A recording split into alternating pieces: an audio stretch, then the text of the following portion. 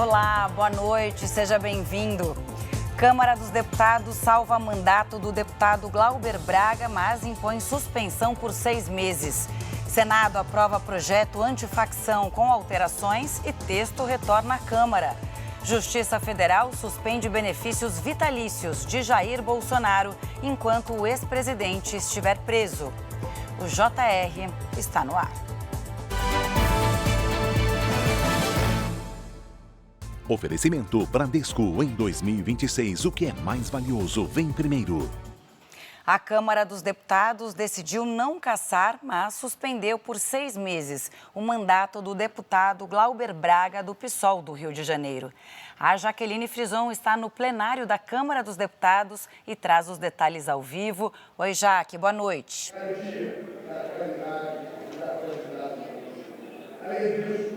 Oi, Camila. Muito boa noite para você, para todos que nos acompanham. Olha só, com 318 votos favoráveis e 141 contrários, a Câmara decidiu pela suspensão por 6 meses do deputado Glauber Braga, por quebra de decoro. A votação original, só para a gente ter uma ideia, previa a cassação do mandato, o que deixaria, claro, o parlamentar inelegível por 8 anos. Só que, diante da avaliação de que não havia os 257 votos necessários, os líderes então articularam uma alternativa. A cassação acabou substituída pela suspensão, uma proposta que conseguiu o apoio da maioria. A decisão ocorre um dia depois de Glauber ter sido retirado à força da cadeira da presidência da Câmara, onde ficou por mais de 1 hora em protesto contra a retomada do processo de cassação. O caso tramitava desde abril, quando o Conselho de Ética recomendou a perda do mandato por causa de uma agressão a um militante do MBL. O parlamentar afirma que reagiu após receber provocações e ofensas. E, Camila, neste momento, aqui atrás de mim, no plenário, os parlamentares vão avaliar pela cassação ou não da deputada Carla Zambelli, que a gente lembra e está presa na Itália. A votação deve começar em instantes daqui a pouco e também, no caso dela, é semelhante à do Glauber. Para que haja a cassação, são necessários 257 votos, ou seja, a maioria absoluta. A gente vai seguir aqui acompanhando. Eu volto com você.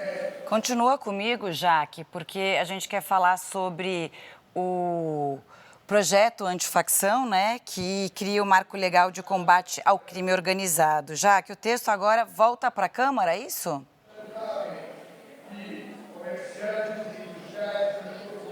Isso, Camila. Ele volta para a Câmara porque ele foi modificado. O relator, senador Alessandro Vieira, que é do MDB de Sergipe, modificou alguns pontos. São eles aqui. Atualizou, na verdade, a lei das organizações criminosas, aquela que diferencia organizações criminosas, também facções e milícias, e cria níveis diferentes de punição. O projeto antifacção, aprovado por 64 votos a 0, endurece penas e amplia recursos para a segurança pública, especialmente na área de inteligência. Homicídios cometidos por integrantes de organizações criminosas agora passam a ter pena de reclusão de 20 a 40 anos, em vez dos atuais 12 a 30 anos. Chefes dessas organizações também podem pegar até 60 anos de prisão com cumprimento obrigatório em presídios federais de segurança máxima. A proposta também dificulta a progressão de regime para integrantes desses grupos. Um ponto, Camila, que é importante destacar que foi retirado deste texto é com relação ao auxílio reclusão, porque os senadores disseram que se trata de algo inconstitucional. Eu volto com você. Obrigada pelas explicações, Jaque. O ministro Gilmar Mendes, do Supremo Tribunal Federal, recuou da própria decisão e agora qualquer pessoa pode denunciar um ministro da Corte. Antes, ele havia determinado que apenas o Procurador-Geral da República poderia fazer a denúncia. O ministro manteve o mínimo de votos de 2/3 do Senado para o impeachment de um ministro do STF.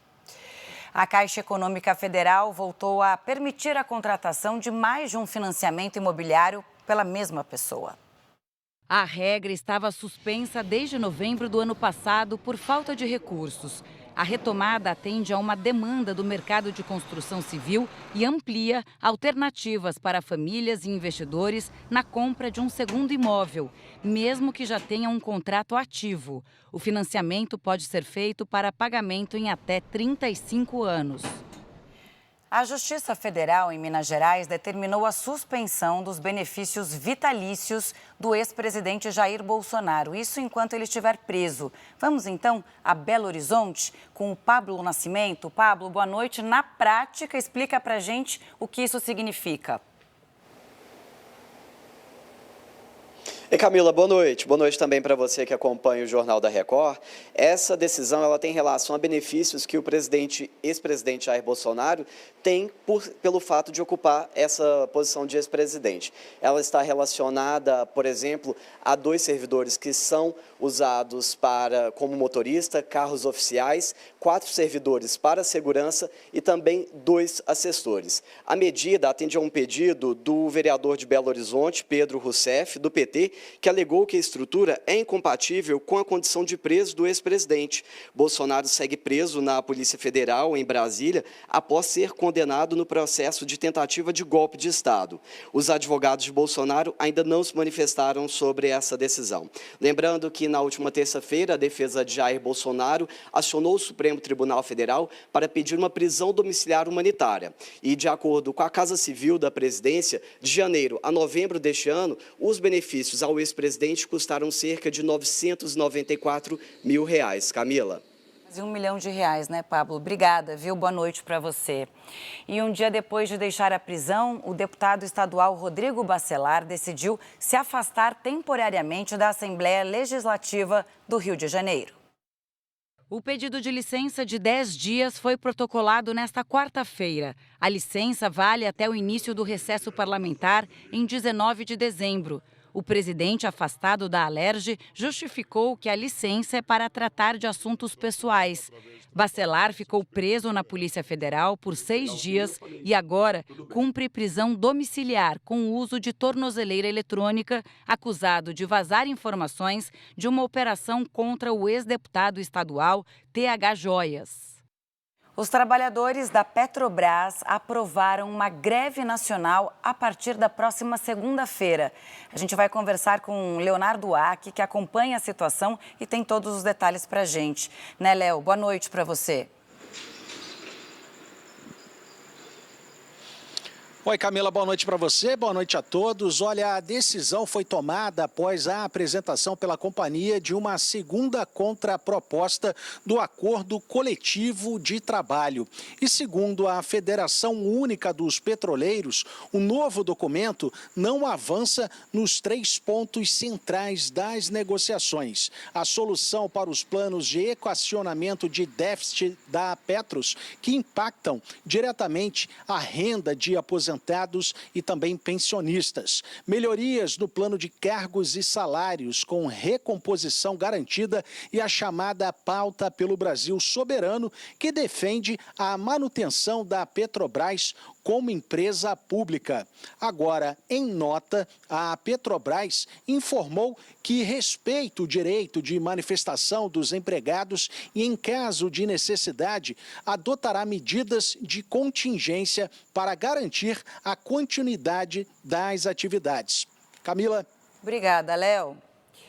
Os ventos de quase 100 km por hora causaram transtornos em São Paulo. Os reflexos são a falta de luz em várias regiões, queda de árvores e muitos atrasos e cancelamentos de voos. O Marcos Guimarães está no aeroporto de Congonhas e tem as informações. Marcos, boa noite, é com você. E Camila, boa noite para você e para todos que nos acompanham. Somente aqui no aeroporto de Congonhas foram 88 pousos e 93 decolagens canceladas. Dá para ver os passageiros bem cansados à espera de uma solução. Tem gente dormindo no chão, outras pessoas passando mal. No Aeroporto Internacional de Guarulhos a situação não é diferente. O saguão também ficou cheio de passageiros que buscam informações. Essa ventania é reflexo da passagem de um ciclone extratropical pelo sul e sudeste do país. Mais de 2 milhões de unidades atendidas pela Enel continuam sem energia em todo o estado. A Prefeitura de São Paulo notificou a Enel e pediu explicações sobre o grande número de veículos da concessionária parados na garagem enquanto os moradores estão sem luz. A ANEEL também enviou um ofício pedindo esclarecimento sobre o desempenho da concessionária durante a ventania. A Enel informa que está com equipes em campo para restabelecer o fornecimento de energia. Em toda a Grande São Paulo, mais de 500 árvores caíram e causaram estragos. Acompanhe agora na reportagem. A força do vendaval assustou muita gente, que enfrentou dificuldade até para caminhar na rua. Segundo a Defesa Civil, a capital paulista registrou rajadas de mais de 98 km/h. Mais de 500 árvores caíram na região metropolitana, de acordo com o Corpo de Bombeiros. Ao menos 4 pessoas ficaram feridas. Em São Bernardo do Campo, uma câmera de segurança flagrou o teto de um posto de combustíveis sendo derrubado pela ventania. Na Marginal Pinheiros, uma das principais vias expressas de São Paulo, uma estrutura de sinalização desabou. A queda de árvores causou problemas no trânsito em diversos pontos de São Paulo. Essa fica bem próxima à Marginal Tietê. A força do vento fez com que ela partisse ao meio e grande parte caiu no meio da rua. Os carros precisaram desviar por cima da calçada. Para você ver, e se tem um pedestre, né? Hoje, mais de 2.200.000 imóveis ficaram sem energia. No Ipiranga, Zona Sul, 2 árvores caíram sobre um carro. Um curto-circuito provocou uma explosão. No prédio ao lado, tomadas pegaram fogo por causa da descarga elétrica. E aí tudo começou a pegar fogo e de repente veio a energia elétrica toda pelos fios e explodiu tudo. Na Zona Leste, casas foram destelhadas e um imóvel ficou destruído. Os aeroportos também foram afetados. Em Congonhas, mais de 100 voos foram cancelados. O saguão ficou lotado. No Aeroporto Internacional de São Paulo, em Guarulhos, uma aeronave precisou arremeter por causa da ventania. O transporte público também foi afetado. Com a velocidade reduzida nos trens, a volta para casa foi mais demorada. A do Nobel da Paz, Maria Corina Machado, chegou à Noruega agora à noite após a cerimônia. Ela apareceu na sacada do hotel, tradicionalmente usada pelos ganhadores do Nobel em Oslo, que é a capital do país, e acenou para os apoiadores. A gente viu exatamente o momento em que ela acena. Em seguida, desceu para a rua, onde cumprimentou as pessoas. Foi a primeira aparição pública da líder da oposição venezuelana em 11 meses. Mais cedo, Maria Corina informou por telefone que não chegaria a tempo para a cerimônia. Ela foi anunciada como vencedora da premiação em outubro por seu trabalho em defesa dos direitos democráticos e pela promoção de uma transição pacífica no país. E o presidente dos Estados Unidos, Donald Trump, afirmou que vai nomear um conselho de paz para a faixa de Gaza no começo do ano que vem. A proposta, segundo ele, é reunir representantes internacionais para mediar um acordo entre Israel e o grupo terrorista Hamas. Trump não detalhou quem fará parte do conselho, nem como a iniciativa será coordenada. Falta a entrega do corpo de um refém para que o Hamas cumpra a primeira fase do acordo de cessar-fogo na faixa de Gaza. No primeiro jogo da semifinal da Copa do Brasil, o Corinthians venceu o Cruzeiro em Belo Horizonte. A Kiwane Rodrigues acompanhou a partida no Mineirão e conta pra gente como foi o jogo. Oi, boa noite, Kiwane. Boa noite, Camila. O Corinthians superou o Cruzeiro e a torcida que lotou as arquibancadas do Mineirão. No primeiro tempo, os visitantes foram melhores e aos 22 minutos saiu o gol do holandês Memphis Depay.